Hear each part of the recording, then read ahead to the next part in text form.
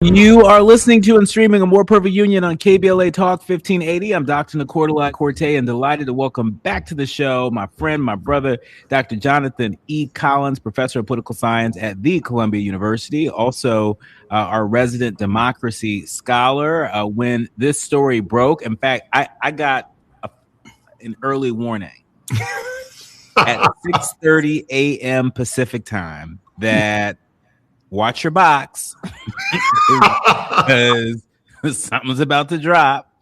And in fact, this autopsy report dropped today, and I knew that I absolutely had to be in conversation with Dr. Collins. And so welcome back to the show. Oh, Dr. Quartelai, a pleasure to be here. This is going to be a fun conversation. Yeah, absolutely. So let's get right into it. So for folks who are less familiar today, the DNC chair, Ken Martin, he released the party's long-awaited autopsy of the 2024 election, and he did not exactly present it with pride. Let me explain. Here's what Martin said. He acknowledged that the report was not ready for prime time when he first received it. He said it wasn't even close, no source material, no underlying data, and he made the decision not to put the DNC stamp of approval on it. Then he reversed course again after growing pressure, including signals from Vice President Kamala Harris herself that she wanted the report released. Martin's statement today reads in part, quotes, "By not putting the report out, I ended up creating an even bigger distraction. For that, I sincerely apologize." And so now we have it, all 192 pages with a large red disclaimer on every single page that reads, "This document reflects the views of the author, not the DNC." So, Dr. Collins, let me start with the meta question. Before we even get to the substance, what does the handling of this report tell us about the state of the Democratic Party's leadership? It tells us that the leadership is in chaos and it's very inchoate. There is just a lot of misdirection and uncertainty around who's really calling the shots. Because, this was a story that had been brewing for quite some time, in the sense that, when the new Democratic Party chair decided to take over, or was selected to take over, Ken Martin, he promised, as a part of his new role as the DNC chair, that he would release this report. So it kind of has, I'm not comparing it to the Epstein files, because this is radically different from the Epstein files, but the process eerily mirrors it, in that there is this report that was promised to be released by the person in charge. And then as that person assumed the position, that can kept getting kicked down the road. And eventually there was just enough conversation happening internally, enough pressure bubbling up to where, okay, leadership feels like we have no choice. We have to finally release this report. But then you look at the actual report, there's like kind of some seemingly missed information, or just removed information. Things are kind of redacted. There's conversation about whether or not all the information that is a part of the original report is actually a part of what's made publicly available. And that's before we even get to the dynamics of what is actually in the report, and whether or not the report itself is even an accurate assessment of what, quote unquote, went wrong for the Democratic Party and for Kamala Harris's campaign in 2024. So what this looks like is just, there's the meme of all these different snakeheads that are looking at each other and that are infighting against one another. And that's essentially what's happening here. The Democratic Party has all these snakeheads, and they're basically picking fights over not only the identity of the party, but then also like who is responsible for calling the shots. We're gonna get into identity in short order, but let's get into these findings. CNN published the full report, and the takeaways are familiar. They're not different from a lot of the things that I've heard in my own reporting, things that I've heard both on and off the record. But there are also things in there that are damning, troubling. I think there's evidence of political malpractice. I mean, we're going to take our time and put our back into this today. The report says that the Biden operation neglected Harris, that they failed to set her up for success, that the truncated campaign timeline is, of course, cited. But the report argues that the campaign never resolved how to define Trump or define Harris. Does that smell like political malpractice to you? Well, it sounds like poor political strategy, because I wouldn't call it malpractice, because none of what they did is illegal. The problem is it's just not smart, right? Like the whole point of having a political party is to have coordination and cooperation, right? If we didn't want coordination and cooperation, then we would just treat it like it's class president. And hey, whoever wants to run, throw your name in the hat, and we'll make it a popularity contest, and we'll vote for the person who we like the most. But no, we've decided that politics, especially national politics, is way more sophisticated than that. We need professionalization. We need an apparatus in place that can ensure that we filter candidates, which I get it. Parties filtering candidates is very much in question these days. I get that part. But theoretically, that's what they're supposed to do, is filter candidates and provide a professional infrastructure so we can see consistency across candidates in the policy positions that they take, in the way that they campaign. What we're seeing from this report is that, but when it came to Biden and Harris, for some reason, that collaboration, that coordination did not happen. And it's particularly painful to see, given the fact that Dr. Nee, they were coworkers. Arguably, if there could be a position of most important coworkers in the country, I think it's the president and the vice president. Yeah. I think it's kind of important that they get along and they collaborate. And clearly there was tension between those two parties. Yeah. The report also says that Trump's transgender ad, the one with the they them tagline, where it basically says, Trump is for you, she's for they them, that was recognized by Harris campaign pollsters as very effective. The report goes further and says that there was essentially no response that would have worked given the candidate's position. Do you buy that? I think this is the Biden, the Biden camp essentially trying to blame Kamala Harris's camp more broadly for identity-based appeals. And it's to me, I think, one of the laziest critiques of the campaign in hindsight. If we go back to 2008, the way that Barack Obama wins the presidency is through the multiracial coalition, right? It's summoning the messages that were first put together by the late, great Reverend Jesse Jackson, right? It's red states, blue states, United States of America. And it's understanding the importance of the different ideological and cultural perspectives that bring this country together. And so to say that identity politics in any way, right, with specific appeals to subgroups within the coalition that is now the Democratic Party, to say that that is what is responsible for the outcome, again, to me, is just incredibly lazy, because that's how we got here. The Democratic Party, which I love to have to remind people constantly, the Democratic Party had lost the popular vote one time since the year 1996 up until 2024. One time. So there's nothing about the Democratic Party's politics that says to me that this idea of a multiracial coalition does not work.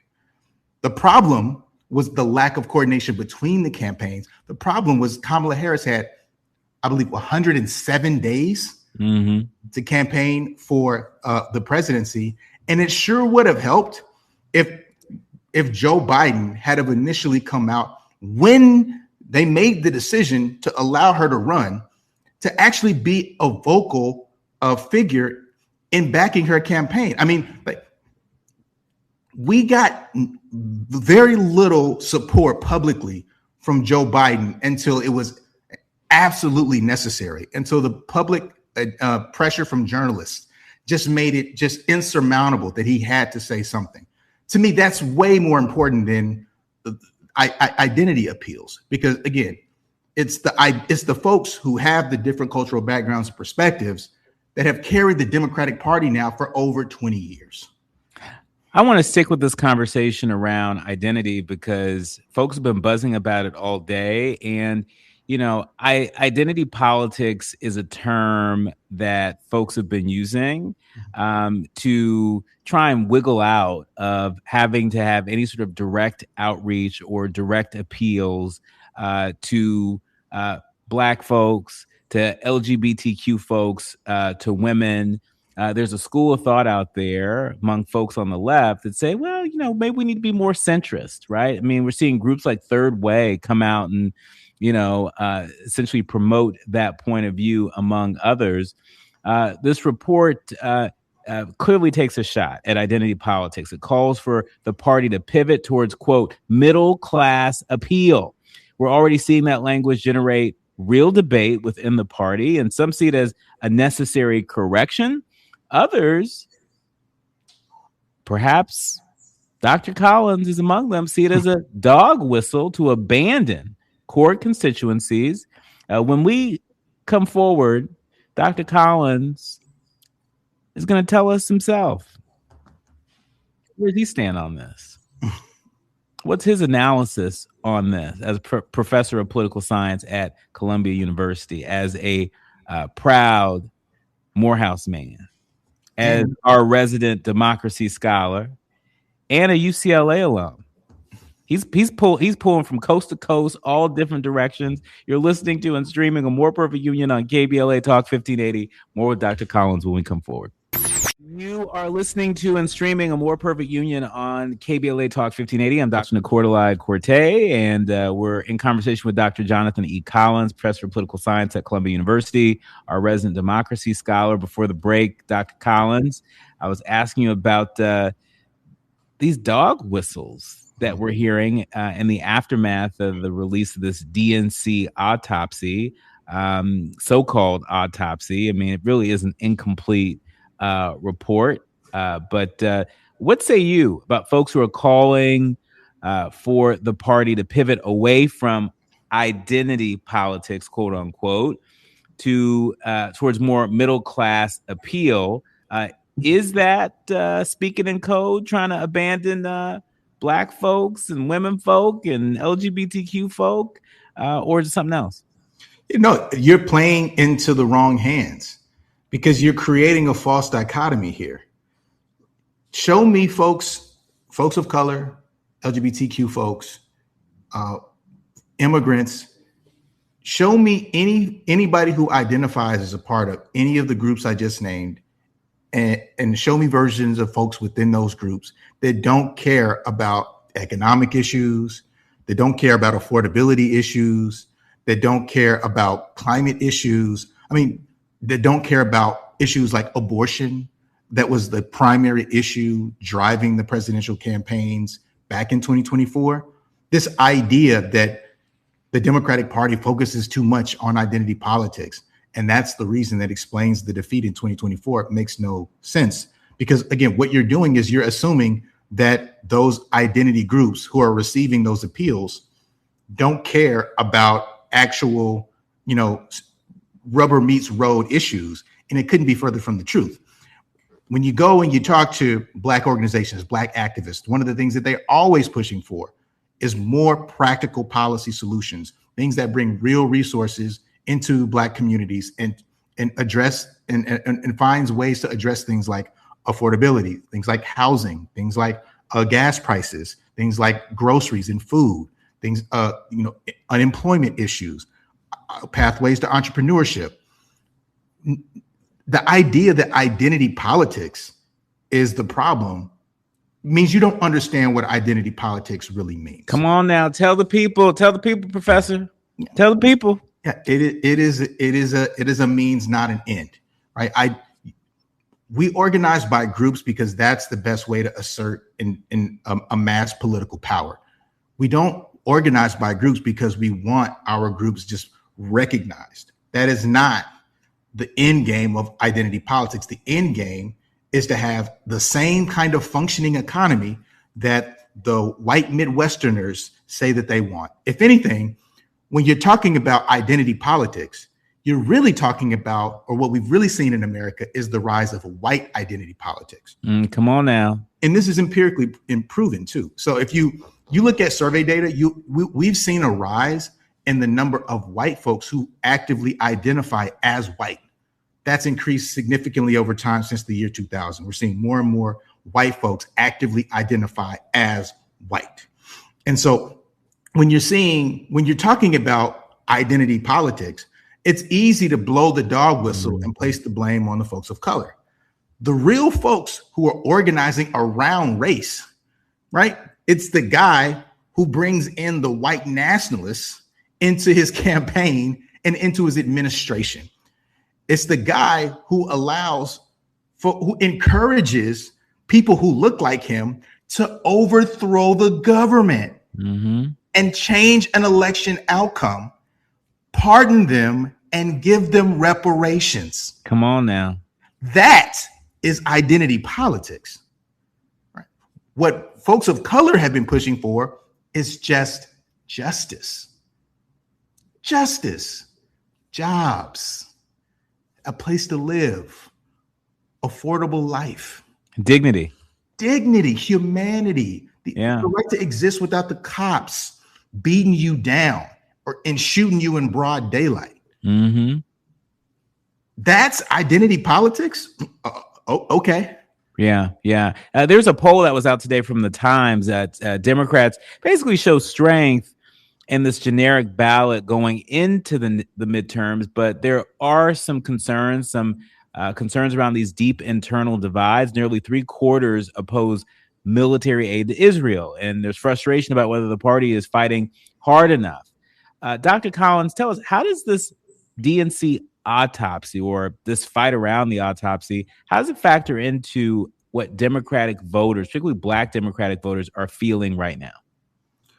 Well, it's just the Democratic Party slipping on a banana peel when it was running a clean race. I mean, the ability to ascend back into political power is literally waiting for the Democratic Party. Most of the projections that I find, the statistical projections that are, trying to figure out how many seats we expect to see the House, win for the Democratic Party versus the Republicans. I see estimates of over a 70% chance that the Democratic Party takes back the House. I see a slightly less than 50% chance that they take back the Senate. But the fact that there's even this high probability of taking the House, they're sitting back watching a president dig us deeper into an incredibly unpopular war, inflation. Everything's expensive. Everything costs a lot of money.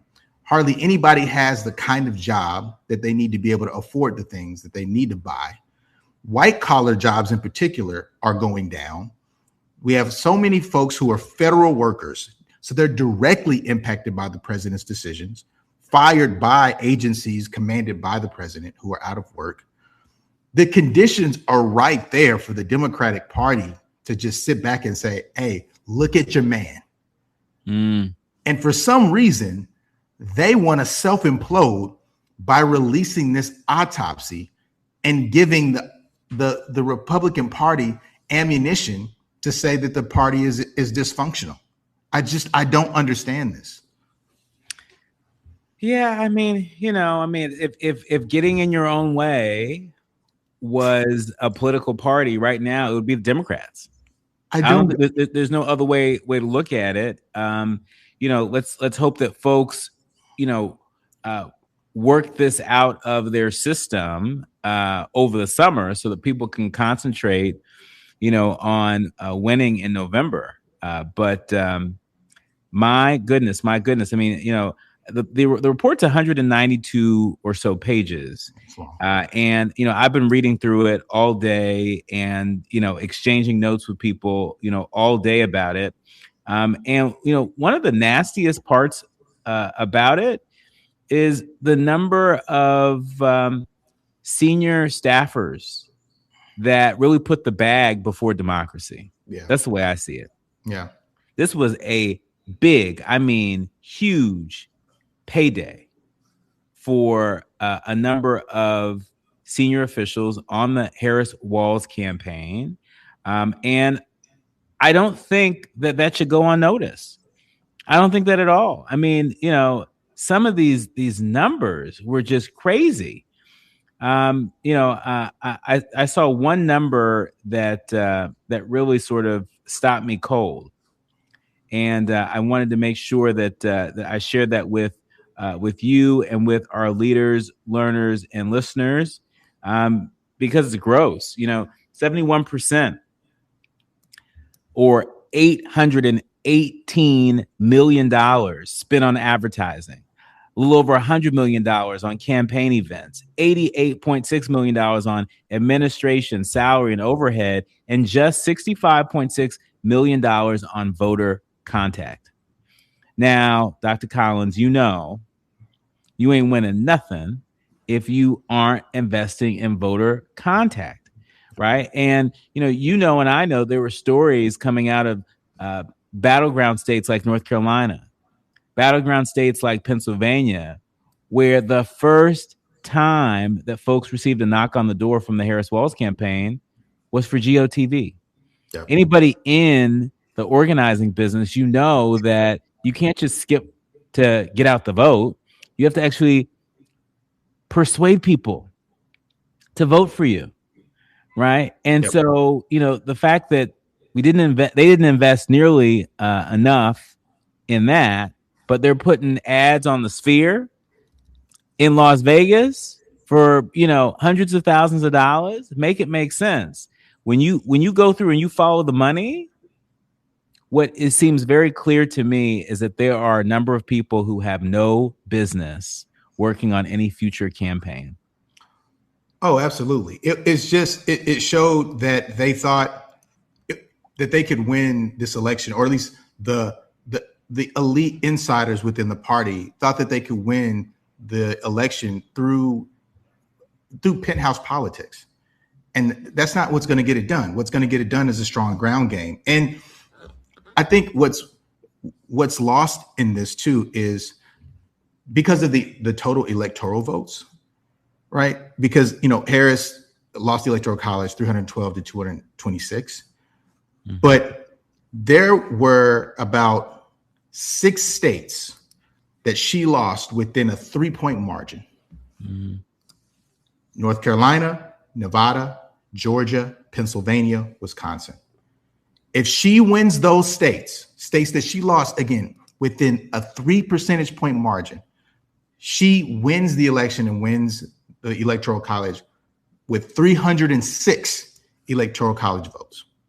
That's how thin the margin actually was. And that's why I don't buy this apocalyptic fire sale that they're trying to communicate in this election, in this report, because the thing that I really don't like about it, because you combine, again, the fact that there's this blame on identity politic appeals, there's this clear lack of smart use of funds to invest in the ground game. You pull that together, and it makes me question whether or not the Democratic Party is putting this out because they are afraid of the idea of another person of color rising as the face of the party. I don't think they're right. Like, I don't think they're worried as much about mobilizing white voters in the Midwest, because there's just no evidence from looking at the 2024 election results, especially exit polls, that Kamala Harris got creamed in these states. Again, like, the margin she actually lost by in a lot of these swing states was incredibly small. So small that, guess what? Maybe a few $100,000 here. Come on now. $1,000 there, a few $1,000s here. In those key swing states, we're looking at an entirely different outcome and an entirely different country. I mean, quite frankly, even if they just invest a little bit more in the organizing, just a little bit more in voter contact, right? Imagine if folks in North Carolina and Pennsylvania and Nevada, imagine if they got more than one knock on the door before get out the vote. Imagine that. Right. When we know that we have seen significant increases in vote by mail, which means that folks were voting early. So if you're doing GOTV, get out the vote campaign initiatives, it's too late. You're knocking on doors on Monday and Tuesday.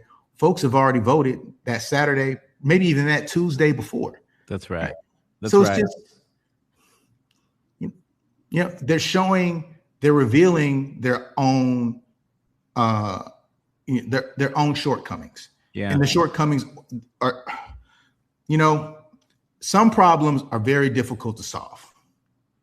Some problems are easy to solve, Dr. Nee. Easy to solve.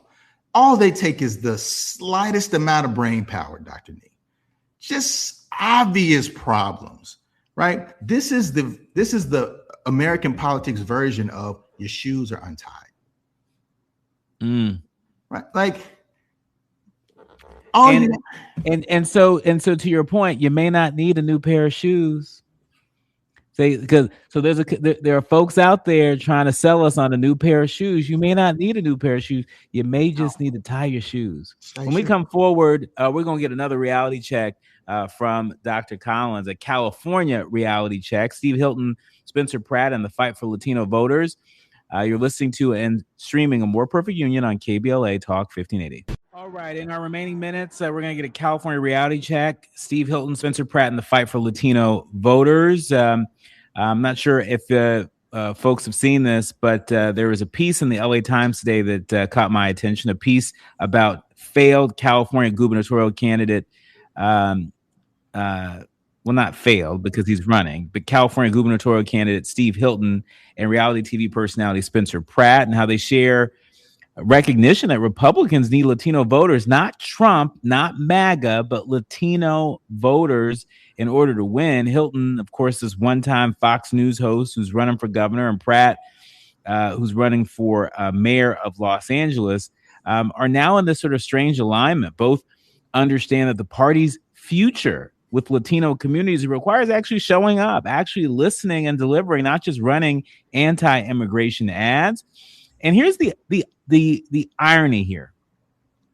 The DNC autopsy that we've been, doing a deep dive on all hour, it also flags serious concerns about Latino voter outreach as one of Kamala Harris's biggest failures. And so both parties, it seems, are chasing the same voters, neither fully confident that they know how to reach them. Dr. Collins, in our remaining minutes, if there's just one thing that you would encourage Democrats to get serious about in terms of engaging Latino voters in this anti-immigration environment, what's that one thing? Affordability.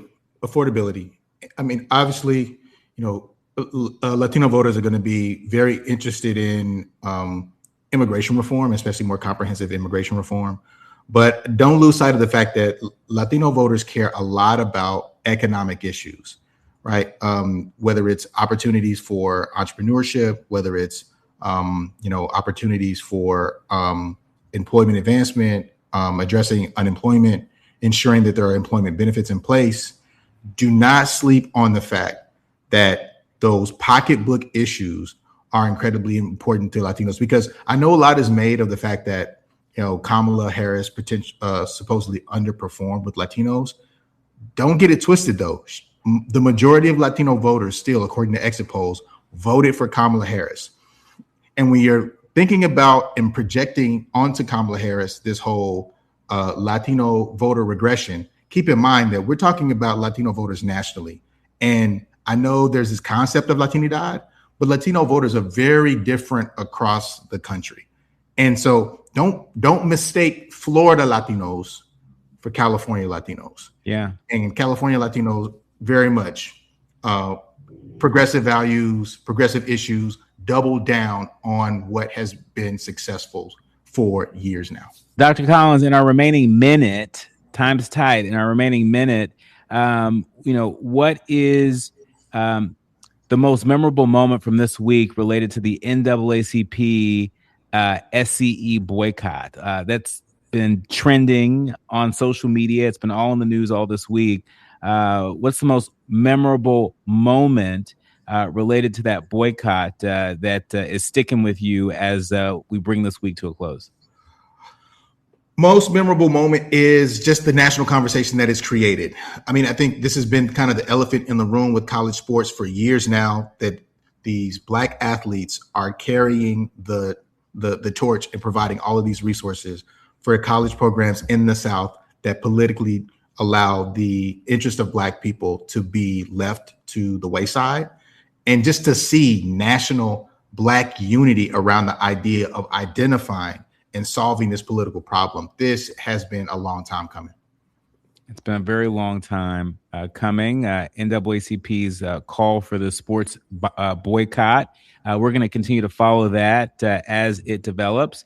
We encourage people to go to the NAACP website to learn more about it. And look, it's another entry point into this movement. There are a number of people who showed up at All Roads Lead to the South. There are a number of people who are participating in this NAACP boycott, people who are still participating in the Target boycott. There's plenty to do. So when we say don't panic, organize, get information, do what you can from where you are with what you have, this is on the menu.